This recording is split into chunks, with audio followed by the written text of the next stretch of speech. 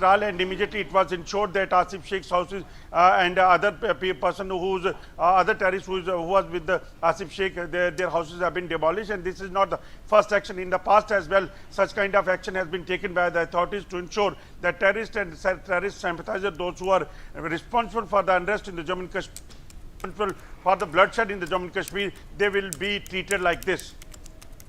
All right, Ajay, thank you very much. I'll request you to kindly stay on, as in fact, the visuals on your screen, viewers, is of the moment when the house of the terrorist has been exploded by the security forces.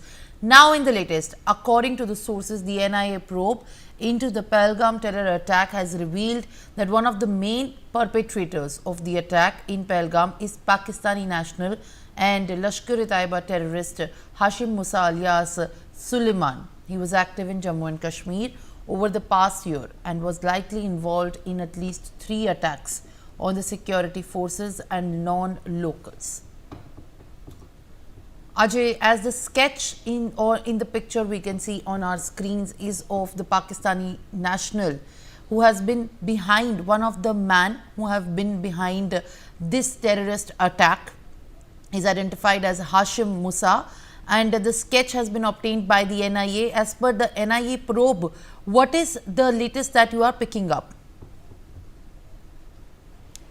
Yes, this is correct, and NIA's probe, continues, and this is to ensure that every perpetrator has to be taken care of, and that's why authorities have started the investigation, and also action has been started. No doubt that the forces, they are going to, ensure the neutralization of all the terrorists, those who were involved in this terror attack in the Jammu and Kashmir, and even those who are active in Jammu and Kashmir, they will be neutralized. But agencies, they will also ensure that, the case has to be investigated properly. Every link has to be investigated, and then dossier has to be submitted to the international community and the Pakistan too, those who are responsible, which is the country who is responsible for this massacre in Jammu and Kashmir. Well, all right, Ajay. In fact, thank you very much for sharing latest updates. In fact, in this regard that we are picking up. Now, viewers, the United Nations has reacted to the escalating tensions in the region. The United Nations has opined that Pakistan and India should exercise maximum restraint so that the situation doesn't deteriorate. Let's listen in. He has not had any direct contact, but I can tell he's obviously following the situation very closely and with very great concern. We were very clear in our condemnation of the terror attack that occurred in Jammu and Kashmir on the 22nd, 2 days ago, which killed a large number of civilians.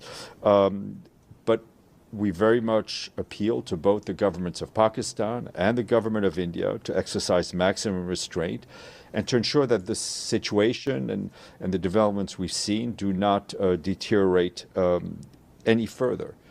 Any issues between Pakistan and India, we believe can be and should be resolved peacefully through meaningful mutual engagement. I mean, I think this would go under the rubric of us appealing for maximum restraint and not taking any actions that would deteriorate the situation further or increase tensions in a tense area. Pia Man, my colleague, is joining me live on the broadcast to share more details. Pia, we have just heard, in fact, the soundbite of how the United Nations has now reacted to the tensions that have been brewing after the terrorist attack in Pahalgam, claiming the lives of 26 people, innocent Indians, after terrorists opened fire. Now, this is in fact the UN stand to both the nations who will be in the coming times will be continuing to be in conflict, asking India and Pakistan to practice restraint. What are you picking up? Indeed, routine observations, opinions of the United Nations are coming in once again. And what's interesting, Simran, is this comes right after a very interesting statement that was put out by the United Nations on their page.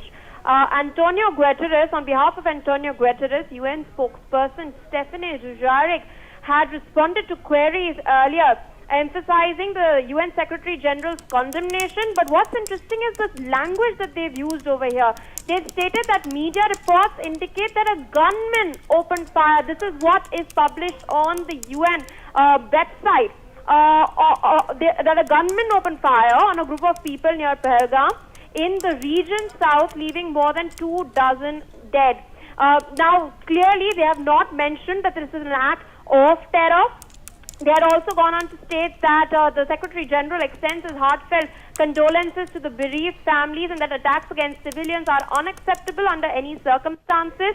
But meanwhile, they have also refused to, in fact, recognize that this has been an act of terror that has been, of course, been sponsored by Pakistani army, to be very specific. We all know the numerous times Pakistan has in fact used the ISI and the army tentacles to unleash terror against our forces and our innocent civilians, 26 of them who have lost their lives, and United Nations once again giving the same routine opinions.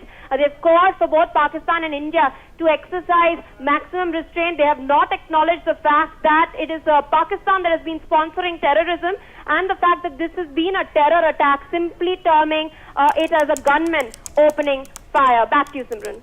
All right, Priya. Thank you very much for sharing further updates on this breaking.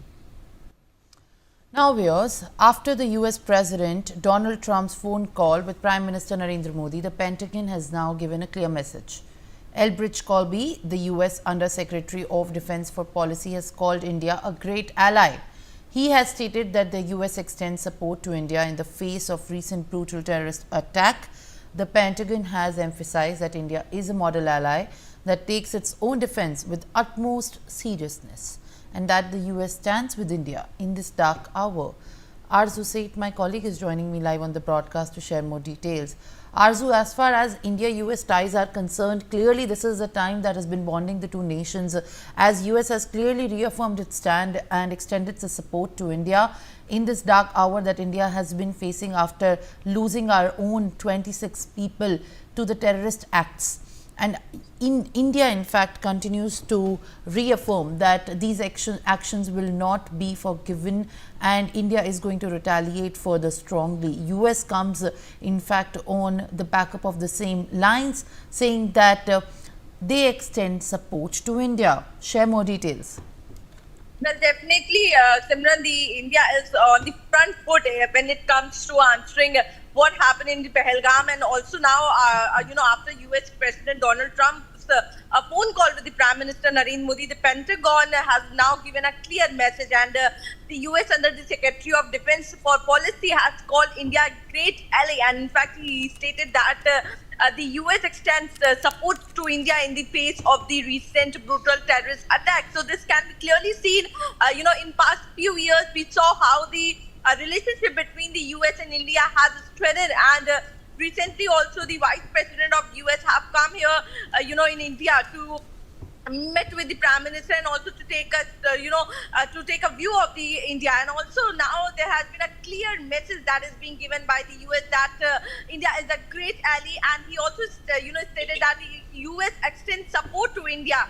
And, the Pentagon has emphasized that India is a model ally that takes its own defense with utmost seriousness, and also that the US stand with India in the dark hour. So it is a very important message that is being given when it's showcased, and not only US but from across the countries the message is coming, whether it's the head of the countries are extending their support to India, in such an terrorist attack that happened in the Pahalgam. Yes, Simran. Well, all right, Arzu, thank you very much for sharing further updates. Now, in the latest, let's also track other developments. US State Department spokesperson Tammy Bruce has shunned Pakistani journalists questioning over India-Pak border tensions that have flared following the terror attack in Jammu and Kashmir's Pahalgam, which has claimed the lives of 26 innocent. When asked about the border tensions between India and Pakistan during the press briefing, Bruce responded that she will not pass a remark as US President Donald Trump and Secretary of State Marco Rubio have made their positions very clear. She emphasized that both Trump and Rubio have made it clear that US stands with India and strongly condemns all forms of terrorism. She said that the US prays for those who have lost their lives in the attack and for the recovery of the injured. Let's listen in. In his first term, President Trump offered to mediate between India and Pakistan on the issue of Indian-occupied Kashmir. I know you just said that this administration has no position on Kashmir right now, but There too much tension on I'm the not going to border. be remarking, sir. As I mentioned, I appreciate this, and perhaps we'll come back to you with another subject. I will say nothing more on that situation. The President and the Secretary have said things, as have. In it,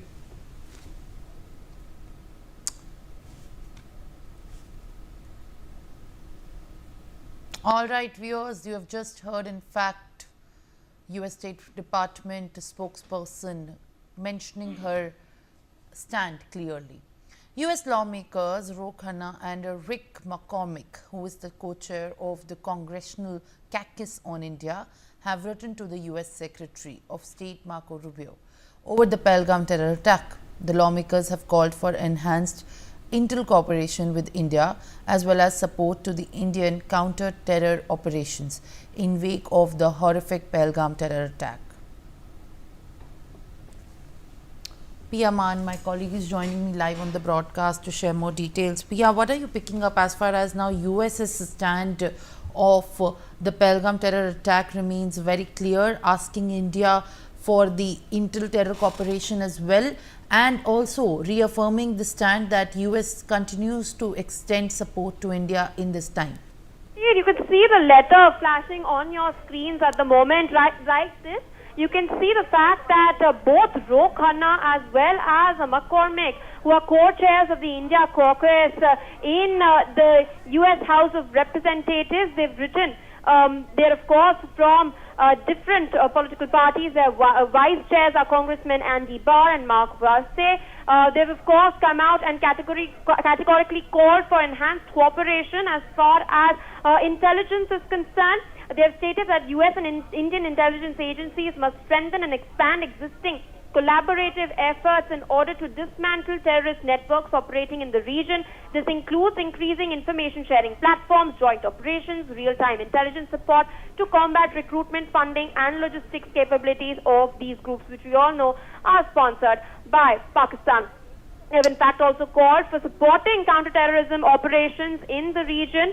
India is of course consistently making sure that we are thwarting terror bits from Pakistan. They have stated that support to India includes technical expertise, logistical capabilities such as intelligence analytics, satellite tools, communication platforms in order to enhance the effectiveness of Indian security forces on ground. And last but not the least, point number 3 in this particular letter that you can see flashing on your screens, yes, they've advocated for regional stability. They've stated that it's critical for the United States work not just to assist in dismantling terrorist networks, but also support India and Pakistan as well as they work to maintain peace and avoid further escalation. So this is what is exactly written in this particular letter. Meanwhile, of course, you've just in fact heard the response by the US State Department spokesperson. She had snubbed the Pakistani journalist who was of course trying to peddle Pakistani propaganda. We've also taken a look at the message that has been given by Pentagon, calling India a great ally and stating they are by our side and they are standing with us during this dark hour. Back to you, Simran.